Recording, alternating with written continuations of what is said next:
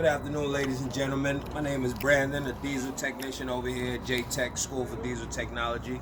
Today I'm going to be going through and diagnosing the headlight and turn light circuitry. So first and foremost, make sure I have all my safety glasses. Safety over everything. Second, I'm going to have a multimeter to be able to test my readings. Now, you don't want to use this to stick it into the connector for the headlights or the turn lights because you could possibly damage a connector. So what I have here set up is I use the T-pin, on both sides, and I have the ground over here already connected. I've troubleshooted that before even shooting the video. So what I'm going to do is test for the headlight and the high beams on this connector, and when I plug this into the connection here, I should either get no voltage or some voltage. If I do get voltage, that's telling me that that's my headlights because I do have the headlights currently on. So let's see what happens. And I connect it and I'm getting voltage. So that's telling me that that's my headlights. So with that taken care of, I'm going to move my pin over here and test for the high beams. Now, I do have a helper in the cab of the tractor that will turn on the high beams for me. High beams.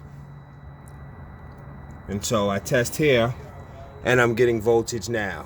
Now, if I tell them to turn off the high beams, the voltage is probably going to disappear. Let's see. And the high beams are off, and my voltage is dropping very fast. So that there is for the headlights and the high beams. All right, we're paused. Okay. All right, ladies and gentlemen, next I'm going to move on to the turn light circuitry and see if we can troubleshoot that. I already have my ground here. I have a pin in the middle that I'm going to use for my testing. With the ground in, I'm looking for my constant hot. So I connect this like so, and look at my multimeter, and I'm getting voltage, battery voltage, coming straight through. So that's telling me that that's my constant hot. Once that is figured out, I can move on over, and more than likely this is going to be what activates the turn signal. So let's see. Very low voltage. Turn on the left turn signal, please. And as you can see, it's blinking as a turn signal should, going out of limits and reading some voltage very briefly. And that there is the turn light and headlight high beam circuitry.